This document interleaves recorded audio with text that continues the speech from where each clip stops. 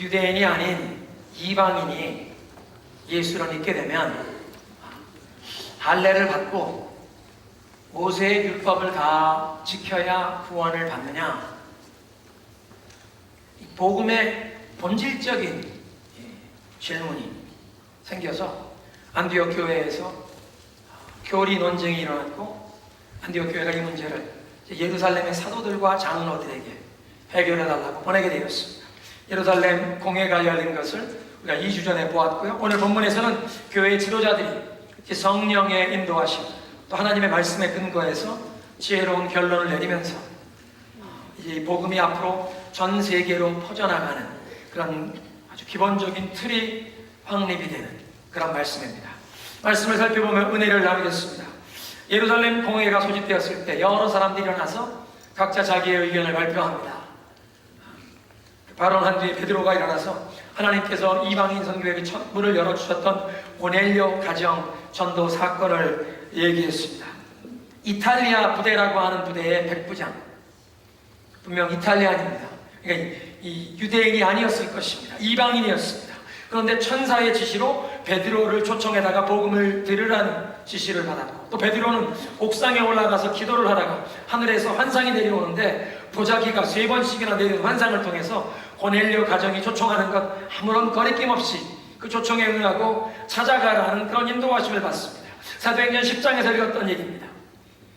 베드로가 고넬료 가정에 찾아가서 복음을 전하는데 설교 도중에 갑자기 하나님께서 성령의 세례를 그 이방인들에게 부어주셨습니다.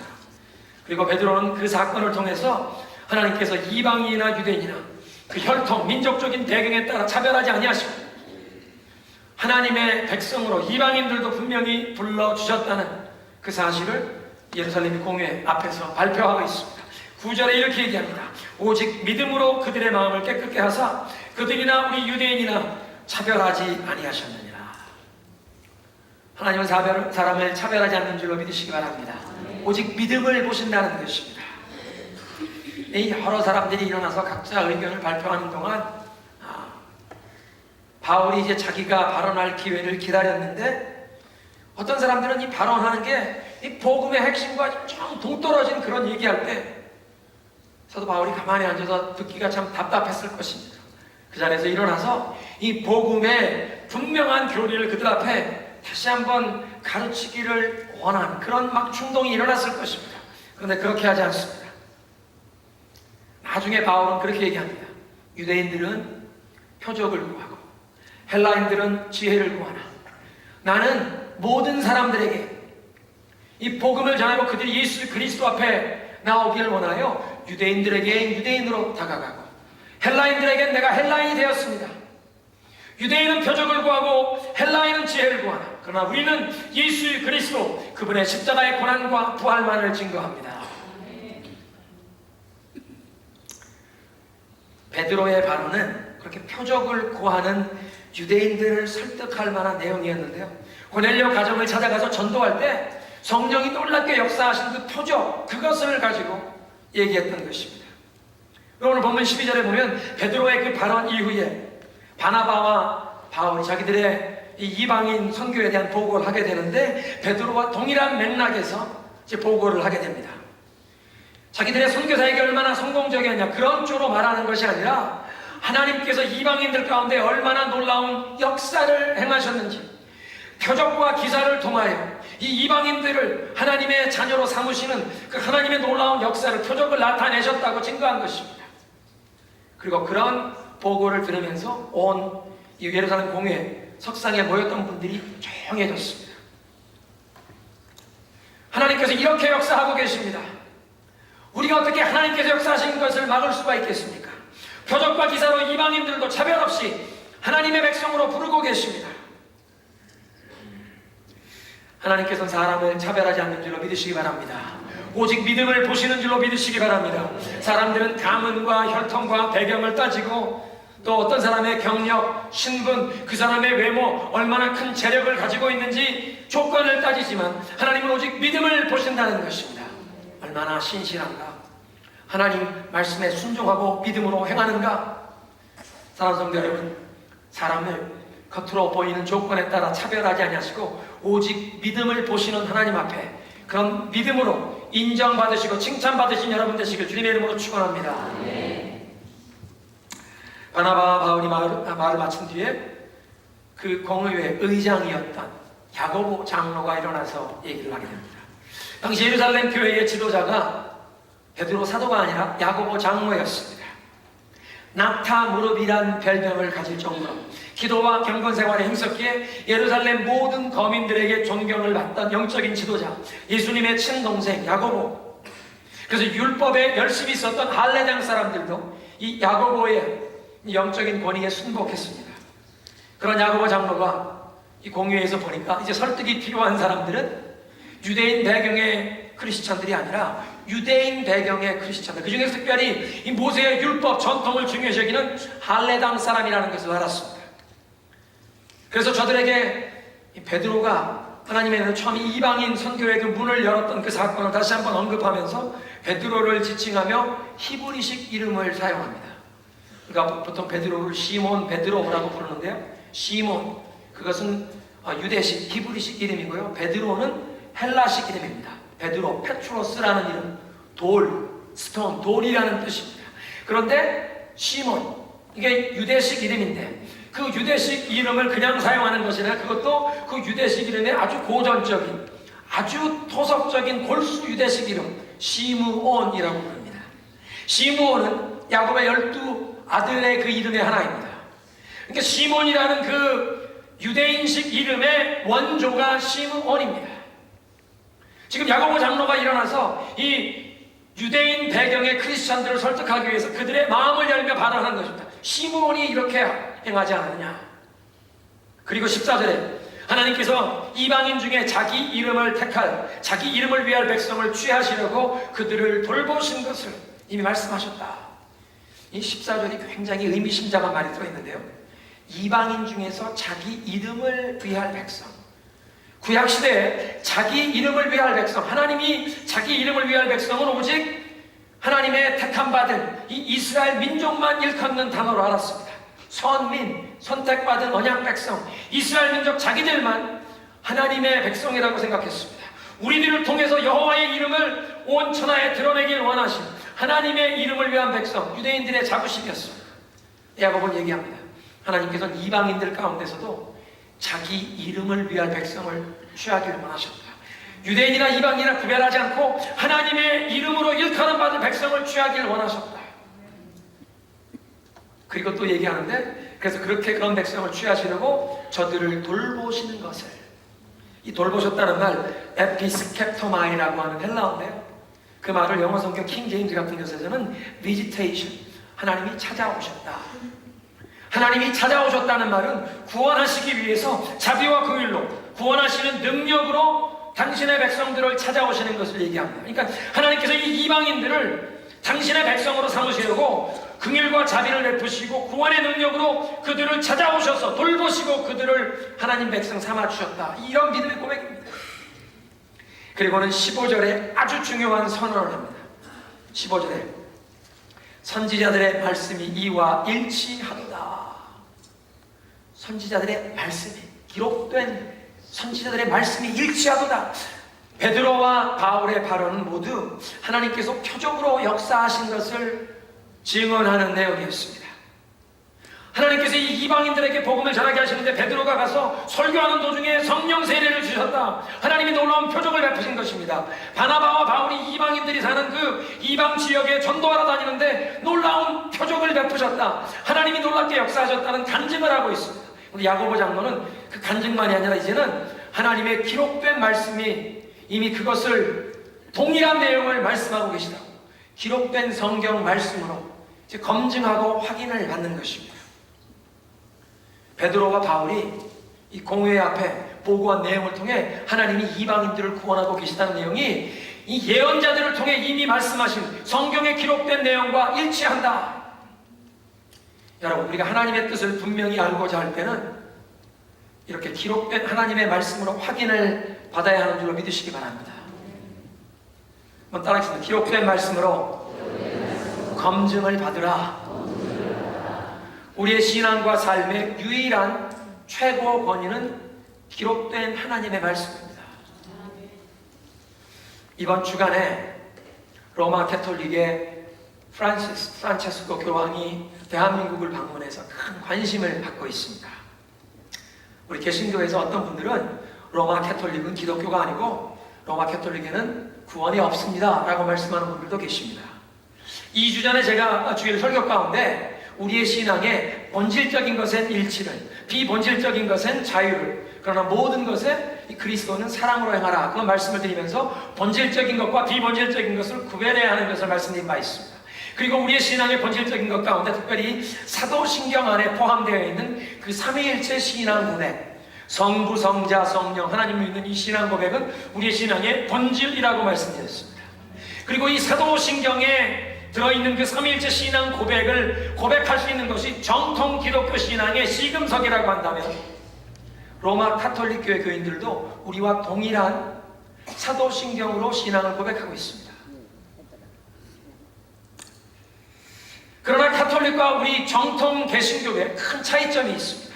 그 큰 차이점은 우리 신앙과 삶의 최고 권위가 무엇이냐 하는 것입니다. 성경을 믿고 따르는 우리 개신교, 특별히 우리 장로교회에서는 이 정확무오한, 불변한, 변함이 없는 하나님의 말씀을 우리의 인생의 삶과 신앙의 최고 권위로 삼습니다. 그 어느 교단의 교리나 헌법도 기록된 하나님의 말씀보다 더 중요하게 여기지 않습니다. 분명한 성경 말씀에 위배되는 그런 입장을 취하는 교회나 교단은 오류와 거짓에 빠지는 것입니다. 죄악에 빠지는 것입니다. 어떤 분들은 그렇게 분명하게 성경에 기록된 말씀과 위배되는 것을 가르치는 교회나 교단은 배교하는 것이라고까지 얘기합니다.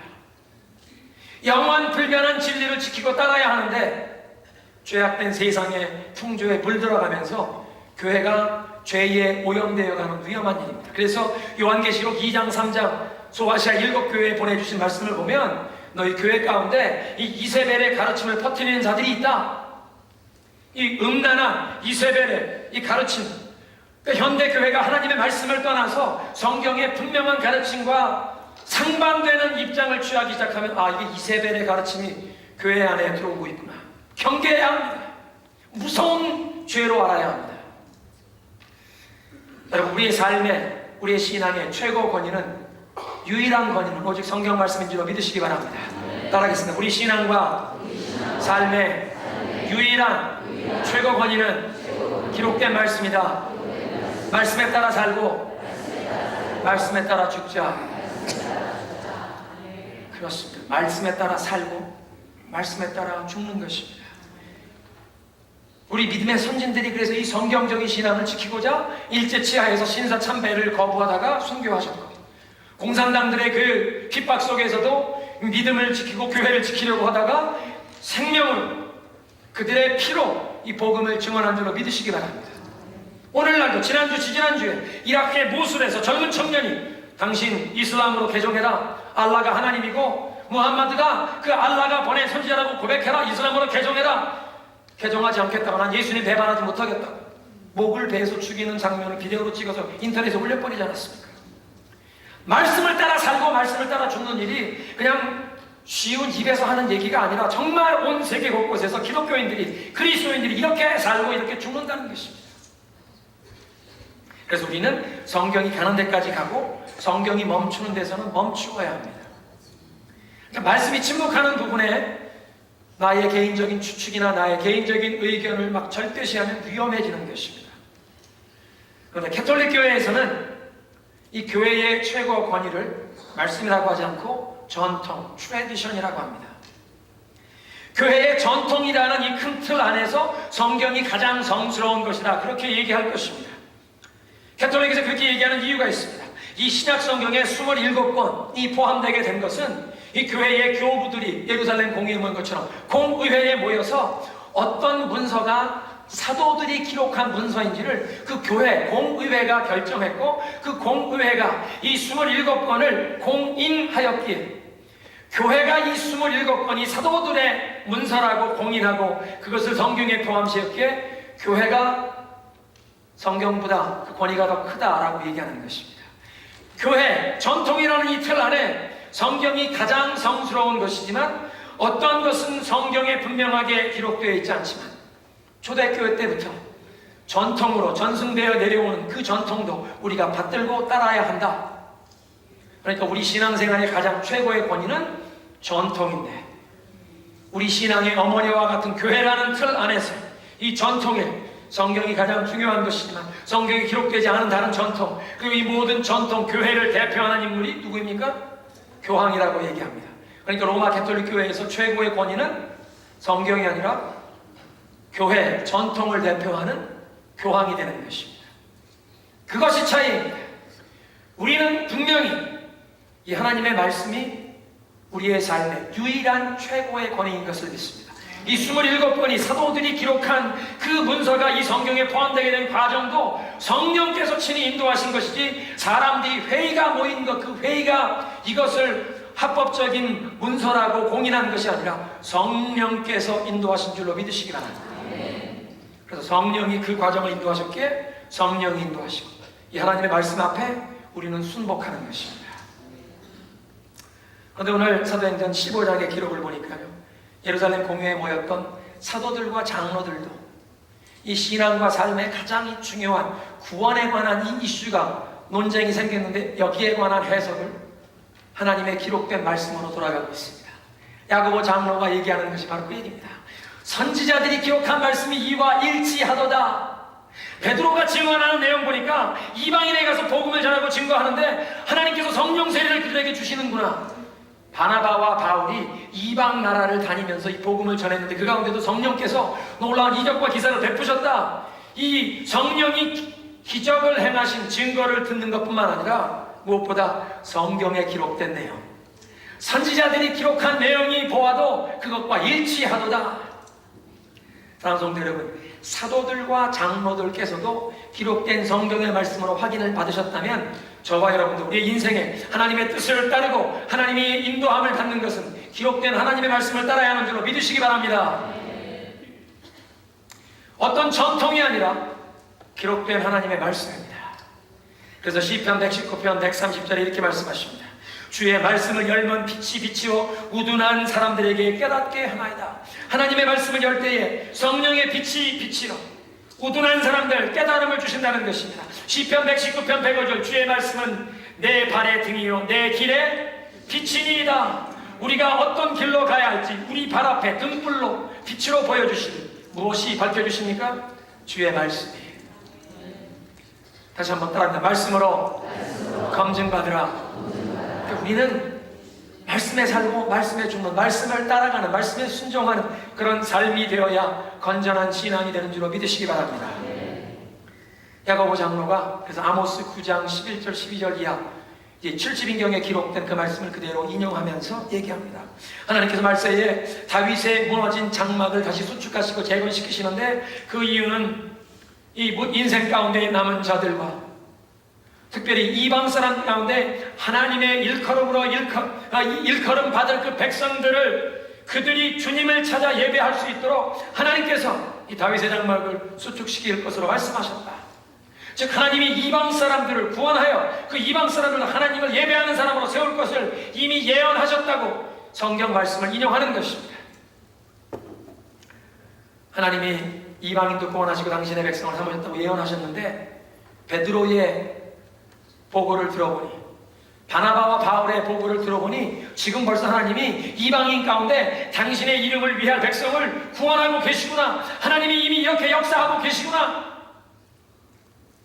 하나님이 그런 구원의 역사를 이루고 계시다면 우리가 그것을 거스르면 아니 된다. 그렇게 거스르면 아니 된다고 얘기하고 19절에 이제 야고보가 이렇게 얘기합니다. 한글로는 그러므로 내 의견에는 이라고 이렇게 시작되지만 영어 성경 번역을 보면 It is my judgment therefore, 그러므로 나는 이렇게 판결하노니, 그 예루살렘 공회의 의장으로 이제 마지막 결론을 내리는 것입니다. 야고보 장로가 뭐라고 결론을 내립니까? 이방인 중에 하나님께 돌아오는 자들에게 괴롭히지 말라, 할례를 강요하지 말라는 것입니다. 내가 익숙한 그 전통을 고집하면서 내 생각으로 교회의 문턱을 높이고 그걸 다른 사람들에게 강요하지 말라. 내가 선호하는, 내가 익숙한 그 비본질적인 것, 그것에 집착하면서 복음의 진보를 막지 말라는 것입니다. 야고보 장로는 본인이 이 율법의 전통을 꾸준히 준수하면서 그 유대교의 모든 관습, 정결, 예법, 어떤 것이 정결한 음식, 어떤 것이 부정한 음식, 어떤 행동이 깨끗한 것, 그 모든 절기를 지키고 금식하는 일자를 다 지키면서, 그래서 예루살렘 모든 거민들로부터 존경을 받던 경건한 골수 유대인, 히브리파 크리스찬이었습니다. 그리고 아마 예루살렘 교회 안에 그 할례된 사람들, 율법에 열심히 있던 그 사람들이 이 야고보 장로를 자기들의 영적인 지도자로 여겼을 것입니다. 갈라디아 2장에 지지난주 말씀드렸는데, 사도 바울이 이 수리아 안디옥에 베드로가 방문했다가 그 위선적인 행위라고 막 책망한 얘기를 말씀드렸죠. 베드로가 수리아 안디옥에 내려와 보니까 크리스찬들이, 유대인 배경의, 이방인 배경의 크리스찬들이 서로 격식 없이 예배 끝나면 함께 식사도 하고 교제 나누는 그런 모습 보고 베드로 사도도 거기에 함께 어울려 같이 식사도 나누고 성도의 교제를 나누었는데, 예루살렘에서 야고보 장로가 보낸 할레파 사람들이 몇 명 내려왔을 때 그 사람들의 시선을 의식해서 자기는 유대인 아닌 이방인들과는 식사를 안 한 것처럼 식탁에서 물러나기 시작할 때, 그것을 사도 바울이 보고 가만히 있을 수가 없습니다. 당신은 위선자야. 지난주까지만 해도 이 이방인 성도들과 함께 식사하다가 예루살렘에서 이 할레파 사람들이 왔다고 이방인들과 내가 상종하지 않는 것처럼 그렇게 위선하면 어떡합니까? 공개 책망했더니, 그 사건만 보아도 분명히 이 할레파 사람들이 예루살렘 교회 안에서 야고보 장로를 자기들의 지도자로 따랐을 것입니다. 그럼에도 불구하고 야고보 장로는 베드로의 증언을 들어보고 이제 이 바나바와 바울의 보고를 들어보니, 하나님께서 이미 성경에 예언하셨던 말씀을 성취하고 계시구나, 분명히 밝혀지는 하나님의 뜻을 거스를 수가 없었습니다. 여러분, 이방인들이 하나님께 돌아오는데 불필요한 장애물을 두지 맙시다. 그들을 괴롭히지 맙시다. 이 사람들에게 꼭 할례 받으라고, 모세의 율법을 지키라고 강요하지 마십시다. 유대인 배경의 크리스찬들이 자기에게 익숙한 그 신앙생활의 기준으로 다른 사람들에게 제시해서 이방인 선교에 이 불필요한 장애물을 두지 말라는 것입니다. 그래서 이제 바울 사도가 앞으로 이방인 선교에 열심히 할 수 있도록 힘을 실어주고, 이 기독교의 복음이 유대인들만을 위한 어떤 종교의 틀이 아니라 온 세계 모든 사람을 위한 구원의 복음으로 이 문이 넓혀진 줄로 믿으시기 바랍니다. 사랑하는 성도 여러분, 우리도 우리의 신앙생활, 교회생활 중에 만에 하나라도 비본질적인 것에 집착하면서 복음의 불필요한 진보를 두면 복음의 진보에 불필요한 장애물을 두면 아니 된다는 것입니다. 야고보 장로님이 말씀하는 건 뭐냐면, 교회는 문턱이 높으면 아니 된다, 그런 말입니다. 모든 사람들을 다 반기는 그런 교회가 되어야 한다. 여러분, 어차피 우리들도 허물 많고 부족한 그런 죄인들 아닙니까? 옆에 계신 분들 보고 한번 그렇게 인사하겠습니다. 저는 아직 공사 중입니다. 저는 아직 공사 중입니다. 길 가다 보면 그런 판이 붙어 있습니다. 표지판이 붙어 있습니다. Under construction. Excuse our inconvenience. 통행에 불편을 드려 죄송합니다. 제가 아직 공사 중입니다. 내 인격이 아직 다듬어지지 못한 그런 부분 때문에 내 주변에 있는 사람 가끔 괴롭게 만드는 경우가 있는데, 우리는 다 그런 허물과 부족함이 있기에 교회가 문턱을 높이면 아니 된다는 것입니다.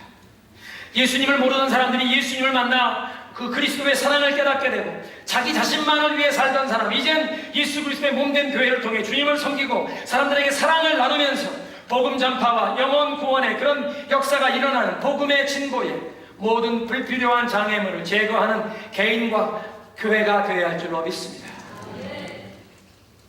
20절 이하의 야고보 장로는 교회의 화평을 위한 4가지 신앙생활의 규범을 제시합니다. 이게 구원의 필수 조건을 얘기하는 것이 아닙니다. 이것을 해야만 구원을 받는다, 그렇게 얘기하는 것이 아니라 교회 안에서 펠로우십, 성도들이 함께 서로 어려움 없이 교제할 수 있도록 성도의 교제를 위해, 교회의 일치와 화평을 위한 규범을 제시하는 것입니다. 특별히 율법의 전통을 아직도 소중하게 여기고, 하나님께서 모세를 통해 우리에게 주셨다면 우리가 그 말씀 무시하지 말고 지켜야 하지 않느냐? 이런 이 유대인들 배경의 그리스도인들과 또 그 모세의 율법에 대해 무지한 이 이방인 배경의 그리스도인들이 교회 안에서 서로 어려움 없이 교제할 수 있도록 가이드라인을 제공하는 것입니다. 20절에 네 가지를 피해라. 무엇입니까? 다만 우상의 더러운 것과 29절에 보니까 우상에게 바쳤던 제물이라. 우상에게 바쳤던 제물, 고기를 얘기합니다. 그 당시에 마켓에서, 시장에서 제일 값싼 고기는 신전에서 나온 고기였습니다. 초대교회 성도들은 그런데 고아들을 돌보고, 로마 제국에 많은 고아들이 있었는데 길에 버려진 고아들을 데려다가 자기 자식들처럼 키우고 돌보고, 과부들을 돌보고 가난한 자들을 구제하는 이런 일을 많이 했습니다. 교회가, 성도들이 이렇게 구제하는 일에 힘쓰다 보면 살림을 알뜰 살림을 했겠죠. 소고기 한 근을 사도 시장에 나가서 그냥 그 싼 고기 사와. 예수 믿는 사람들은 예수님만이 왕의 왕이시고 이 귀신, 이 우상이 아무것도 아니다. 그냥 아무 고기나 가져와 기도하고 먹으면 된다. 이렇게 양심에 담대함이 있는 사람이 있는가 하면, 어떤 분들은 아직 믿음이 연약해서 신전에서 우상에게 바쳤던 제물을 먹는 것은 그 우상에게 복을 비는, 나도 그 복을 달라는 이런 신앙의 이런 자세인 것으로 그렇게 받아들이는, 그래서 신전에서 나온 고기를 먹는 사람을 보면 마음에 꺼리낌이 생기는 사람들이 있었습니다. 이게 고린도전서에 나오는 얘기입니다. 사도 바울이 우상에게 제물로 바쳤던 고기 삼가해라. 두 번째, 음행, 성적인 부도덕을 삼가하고 목매어 죽인 그런 고기를 삼가하고 피를 삼가하라. 야고보 장로는 21절에 이런 규범을 제시하는 이유를 밝힙니다. 이것을 꼭 행해야만 구원받는 것이 아니라 유대인들이 이런 것 때문에 마음의 불편함을 가질 수 있으니, 21절 얘기합니다. 예로부터 각성에서 유대인들이 모여 사는 곳마다 모세의 율법을 가르치는 자들이 있지 않습니까? 그리고 그 모세의 율법을 가르치는 것은 꼭 유대인들만 배운 것이 아니라 유대인 주위에 사는 사람들도, 유대인들은 자기들의 종교에 따라서 어떤 음식은 정결하고 어떤 음식은 부정한 것으로 가리고 어떤 행동은 경건하고 깨끗한 것, 어떤 행동은 죄악으로 분명히 가리고, 저 사람들은 도덕적으로 윤리적으로 깨끗한 삶을 사는 사람들이라 이 이방인들이 이것을 다 알아주고 있으니, 그런 유대인들이 예수를 믿게 되어 교회에 있고, 그런 유대인들을 위해서 그러면 이방인 배경을 가진 그리스도인들이 유대인들이 더럽게 여기는 그런 음식, 그런 추잡한 행동 피하시오. 이방인 배경의 그리스도인들이 유대인 배경의 그리스도인들을 위해서 배려를 하라는 것입니다. 내 권리를 주장하며 나는 이거 할 수 있는 자유가 있다고 얘기하지 말고, 교회 안에서 유대인과 이 이방인 사이에 서로 나뉘지 않도록 사랑하는 마음으로 서로를 배려하고 자제하고 삼가하면 화목한 공동체를 이룰 수 있다고 그렇게 가르치는 것입니다. 여러분, 우리는 교회에 서로 다양한 배경, 여러 다양한 경험을 쌓았고, 또 우리 교회는 다문화권 교회입니다.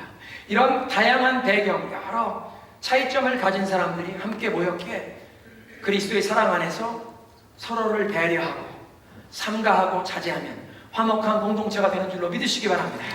한번 따라 상대방을 배려하고 삼가하며 자제하면 화목한 공동체를 이룬다. 믿으십니까? 교회만 아니라 가정에서도, 또 우리가 어떤 조직이나 어떤 기관, 어떤 공동체에서도 우리가 상대방을 배려하고 삼가하고 자제하면 화목한 공동체를 이룰 수 있는 줄로 믿으시기 바랍니다. 오늘 메시지를 마무리하겠습니다. 하나님께서는 사람을 차별하지 아니하시고 오직 믿음을 보시는 줄로 믿습니다. 그 믿음을 보시는 하나님 앞에 믿음으로 순종으로 나아가 인정받으시는 저와 여러분 되시기를 축원합니다. 우리의 신앙과 삶의 유일한 원리는 하나님의 말씀입니다. 그 하나님의 말씀으로 검증받고 확인받는 것입니다. 비본질적인 것을 집착하며 그것을 강요해 교회의 문턱을 높이는 것이 아니라 예수 그리스도의 복음의 장애가 되는 것, 우리의 삶 가운데 다 제거해야 할 줄로 믿습니다. 무엇보다 다양한 배경을 가진 우리들이 함께 모여 서로 배려하고 자제하고 삼가하면서 화목한 공동체를 이룬 그리스도의 복음이 땅끝까지 우리를 통해 선포되어야 할 줄로 믿습니다. 이러한 주님의 은혜를 삼아 함께 믿음으로 고백합니다. 십자가